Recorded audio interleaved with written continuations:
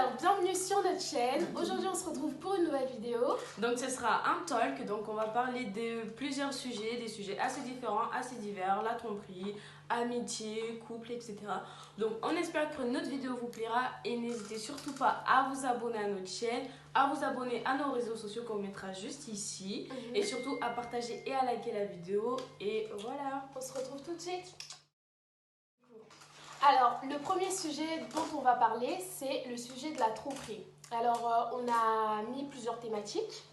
Donc, la tromperie est-elle pardonnable? Après, quoi faire pour réussir à surmonter cette épreuve? Et enfin, comment regagner confiance en soi après cette épreuve?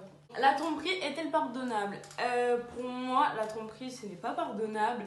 À partir du moment où quelqu'un trompe, c'est qu'il est conscient de son acte, ou que ce soit une fille ou un garçon, des deux côtés, les personnes, ils savent ce qu'ils font en fait. Donc pour moi, c'est pas pardonnable parce que tu sais que tu vas faire du mal à des gens que t'aimes ou pas. Enfin, ça dépend des circonstances. Mais pour moi, la tromperie, non, c'est pas pardonnable en fait. Bah après, moi, ça dépend de l'acte en fait. Ça dépend de l'acte. Par exemple, si il t'a trompé, parce qu'il y a différents types de tromperie, genre parler à la personne, parler juste à quelqu'un qui est autre que ta copine, tu sais très bien qu'il y a des sous-entendus, ça c'est tromper, tu vois. Ouais. Donc en fait, il y a plusieurs stades de tromperie. Mais je sais qu'en fait, genre, tu peux pas pardonner la tromperie tant que t'as pas réussi à plusieurs étapes dans ta vie en fait. Genre parce que quand quelqu'un te trompe, du coup tu perds confiance en toi, t'es là, tu sais plus sur quel pied marcher, tu te reconnais plus en fait, tu te dis pourquoi il m'a fait ça, qu'est-ce que j'ai pas de plus que cette fille, pourquoi il a fait avec elle, tu vois. Ouais. Du coup tu te poses plusieurs questions, mais en fait le truc c'est que si t'as un amour puissant avec cette personne et que genre en fait il y a tout. Enfin, je sais pas. En fait, le problème de la tromperie, c'est que je pense que ça pourrait être pardonnable, mais ça dépend de la gravité de la chose. Parce que faut pas rester avec une personne qui est toxique pour toi et qui t'apporte rien de bon, tu vois. Ouais. Je suis sûre. Non, mais je suis d'accord avec elle à 100%. Quoi faire pour réussir à surmonter une tromperie? Ben, je pense que le plus. Déjà, en fait, il faut être entouré de bonnes personnes, genre de vrais amis qui sont là vraiment pour vous épauler, vous aider, vous donner des bons conseils et surtout vous éloigner des ondes négatives. Genre, je sais pas moi, des gens qui parlent trop, qui sont là, qui vous rappellent tout ce qui s'est passé en mode ouais, alors, genre c'est énervant, genre toi t'essaies d'oublier et tu vois quelqu'un qui est là en mode ouais, là, ou genre en mode, les gens qui viennent parler, ou même sur les réseaux et tout, genre déjà faut faire une pause, je sais pas, se reprendre en main, rester avec sa famille, renouer des liens, genre, parce que des fois en fait quand on est en couple ou qu'on s'est fait tromper par exemple, on a tendance à se renfermer sur nous-mêmes, à changer et tout, et en fait ça c'est archi pas bien en fait, c'est ce qu'il faut éviter en fait. Ouais, bah du coup moi aussi je suis complètement d'accord. En fait, déjà, en fait, je pense que si tu t'es fait tromper pour réussir à surmonter cette épreuve, je pense qu'il faut en parler à quelqu'un. Ouais. Genre, t'en parles à quelqu'un et comme ça, en fait, ça te libère. Et aussi, il faut dire aussi, si t'as envie d'oublier cette personne, il faut le dire concrètement à tes amis. Oui, j'ai pas envie que vous me parlez de ça. Oui, je ne veux pas parce que, en fait, si tu n'en parles pas, les gens, ils vont continuer à te dire ouais, alors et tout, tu penses que tu vas te remettre avec lui, qu'est-ce qui se passe, tu vas aller voir la meuf, tu vas aller taper, je sais pas. Du coup, en fait, faut fixer des barrières, faut dire je veux pas qu'on parle de ça ou de ça ou de ça, et surtout vraiment te confier à une personne comme ça, tu lui dis oui c'est ça qui s'est passé et franchement ça va te libérer. Et faut pas être seul comme elle l'a dit, faut pas être seul, faut être bien entouré, pas avec des gens qui te rappellent sans cesse ton ancienne relation et tout, faut être avec des bonnes personnes. Ouais, aussi des fois il y en a, ils ont vraiment des difficultés, je pense que des fois j'en peux même voir vos psys, ou je sais pas moi, genre parler à votre grand-mère, parler vraiment à une personne à qui vous avez 100% confiance, qui ne vous jugera pas, qui vous donnera pas des mauvais conseils, genre qui sera vraiment, en fait, qui sera vraiment à l'écoute en fait, c'est ça le principal, qui sera vraiment là pour vous écouter en fait. Donc ça c'est vraiment le plus essentiel. Donc c'est dur quoi. Ouais. Après, c'est pas forcément une amie, hein, vraiment comme elle l'a dit, peut-être à une psy et tout, parce que c'est quelqu'un que tu connais pas. Du coup, forcément, t'auras pas peur du jugement de la personne et du coup, c'est mieux quoi. Ouais. Et donc, comment retrouver confiance en soi? Ben, déjà, je pense faut pas oublier qui t'es, voilà, déjà en fait faut prier, je pense, faut beaucoup prier Ouais. parce que des fois en fait quand on vit ce genre de, je sais pas, d'événements en fait, L'épreuve. on a tendance à tout balancer, à tout rejeter et tout. Et en fait, faut pas. En fait, je pense qu'il faut toujours prier, demander à Dieu de l'aide, de nous épauler. Enfin, je sais pas, quelque chose, tu vois. Demander à Dieu d'apaiser notre cœur. Ouais, voilà, faut te fixer des objectifs. Et tu lui dis, bon, là, je vais pas me laisser abattre. Genre, tu commences à rester chez toi, tu fais n'importe Ouais. quoi, tu prends plus soin de toi. Genre, ça, il faut éviter. Genre, faut toujours être soin, propre et Ouais. tout. Tu te fais belle, tu Mais fais après, jolie. tu peux genre passer un temps où en mode tu te Ouais, réconcilies, t'es t'es en en mode dépression. t'es en dépression. Ouais, ça C'est va tout sûr, le monde. ça arrive à tout le monde.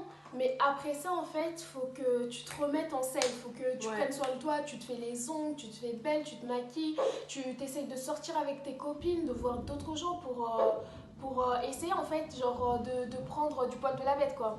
Genre si tu veux regagner confiance en toi, essaye de te voir dans la glace, dans le miroir, tu prends des photos, tu te dis que oui je suis belle en fait. Et même s'il m'a trompée, bah, c'est pas de ma faute, c'est de la faute de ce mec. Ouais, Genre voilà. moi j'ai tout ce qu'il faut là où il faut, je me sens bien dans mon corps et c'est pas de ma faute s'il m'a trompée, c'est lui-même. Ouais, en vrai, faut jamais être démotivé, tu fais n'importe quoi. Non. Tu vas être Faut dégoûté éviter. de toi-même Ouais. alors que pas du tout, c'est pas du tout de ta faute.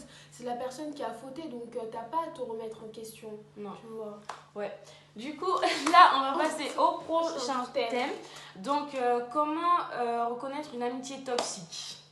Alors là, c'est un thème très difficile parce qu'en fait, on se rend pas compte parce que on est toujours là en mode ah, j'ai des amis, j'ai des copines et tout ça, mais en fait, il n'y a pas tout le monde qui te veut du bien. Ouais. Il n'y a pas tout le monde qui te veut du bien. Tu peux être ami avec Pierre, Paul, Jacques, ben genre tu penses que c'est tes amis, tu te confies à eux et tout, mais en fait, eux ils te souhaitent du mal. Genre ils veulent que ton malheur en fait. Déjà, pour moi, il y a une différence entre camarades de classe, Ouais. copines, Ouais. amis et Collègues, vraiment genre collègues du travail. sœurs et collègues. Ouais. Parce que les collègues et camarades de classe, c'est juste des gens que tu vois, c'était 8h, 17h. Ouais. Ou même c'est genre tu sors avec eux, mais en fait, tu t'as pas à te confier à eux. Après, Ouais. une copine, genre vas-y, c'est ta copine, tu sors avec elle et tout, c'est cool. Mais c'est vraiment à tes amis ou à la personne que tu considères comme ta sœur que tu vas confier tous tes problèmes, tous tes soucis, parce que vraiment, il faut faire une sélection dans ces amitiés, parce que genre, il y a vraiment des gens qui te veulent du mal sans le savoir, ou même qui ont de la jalousie. Tu vois, les trucs de jalousie entre copines, tu vois, ta copine, elle est bien, et là, tu commences à jalouser, tu vois, genre, c'est toujours comme ça, et ça t'apporte des mauvaises ondes et tout. Ouais. Et moi aussi, je pars du principe que en fait, ça sert à rien d'avoir beaucoup de copines parce qu'en fille, on est tellement des pétasses. En vrai, c'est vrai. Non, mais il faut dire les choses. En fille, on est tellement des pétasses. En vrai, ça sert à rien. C'est pour ça, en fait, la majorité des gens, en fait, je comprends pourquoi certaines filles disent oui, je préfère être pote avec des gars qu'avec des meufs, en fait, parce que tu vois bien que c'est archi différent quand t'es pote avec un gars et avec une meuf. Les meufs sont là en mode ouais, mais t'as vu elle, alors que les gars ils s'en foutent, ils sont là, vous allez rigoler, vous allez parler de tout. Elles aiment pas te faire de compliments, elles pensent ou genre, par exemple, tu vas avoir une tenue qui te va tellement bien, elles vont te là te regarder comme ça. Ou il y en a, genre tu vas mettre une robe, genre être boudine, t'es dégueulasse dedans, elles vont jamais elles te sont dire contentes que tu sois comme ça en fait. Juste parce que genre elle va être plus fraîche que toi sur une photo, sur un snap, genre que, je sais pas, genre il y a des filles, elles sont tellement genre en fait c'est des amitiés toxiques. Ouais, c'est des amitiés toxiques. En plus, il y a certaines filles, en plus, genre, franchement, à part critiquer derrière ton dos, être là pour toi, en plus, il y en a, c'est juste par intérêt. Ouais, vas-y, prête-moi ça, je peux m'acheter ça. Non, genre, t'en veux pas, en fait. Faut juste avoir 2-3 potes, tu sais que, genre, demain, t'as un souci, elles seront là pour toi. Si t'es moche, si t'es comme c'est comme ça, elles te diront, oui, là, en fait, t'es pas top, t'es pas ça. En fait, des gens qui sont honnêtes en fait, qui sont honnêtes et qui sont pas faux cul et qui sont pas là à vous lécher le cul en mode ah mais vas-y aujourd'hui t'es belle. Ouais, alors que c'est complètement faux quoi. Ouais, voilà. Mais du coup, toi tu donnerais quoi comme conseil pour reconnaître une bonne amitié?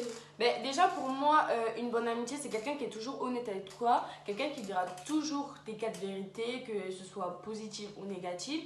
Quelqu'un qui te soutiendra toujours dans les bons, dans les mauvais, mais qui te dira toujours la vérité en fait, qui sera pas en mode.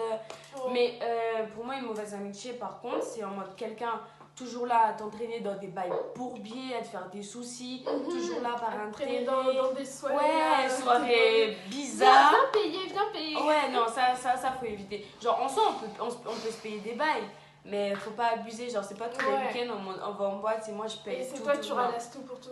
Non. Ouais, moi aussi, du coup, pour reconnaître une bonne amie, tu sais que c'est déjà si tu arrives à te confier à la personne. Ouais. Genre, si déjà tu commences à douter, à pas être sûr que tu peux te confier à une personne, c'est que c'est pas ton ami déjà. Parce que déjà, ça se fait au feeling. Ouais, donc, ça doit être fluide. Genre, tu dois lui dire comme ça. Tu l'appelles en mode ouais, vas-y, j'ai ça, pas en mode voilà. ouais, je sais pas si je peux t'en parler, je suis un peu Voilà, gênée. Genre, voilà. non. Dans tous les cas, genre, quand tu sens que tu peux pas complètement te dévoiler à une personne, c'est que c'est Dieu qui te parle en fait. Cette personne-là, elle est pas faite pour être dans ta vie, tu vois.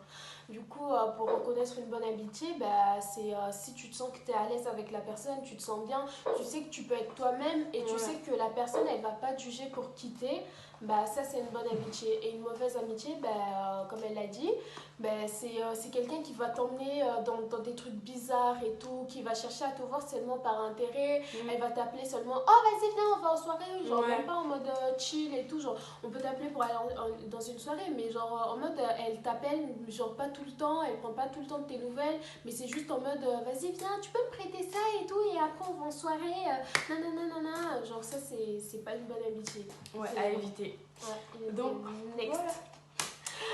Donc voilà, on espère que notre vidéo et nos petits débats vous ont plu. N'hésitez surtout pas à vous abonner à notre chaîne, à partager, à liker et à vous abonner à nos réseaux sociaux qu'on mettra juste en commentaire.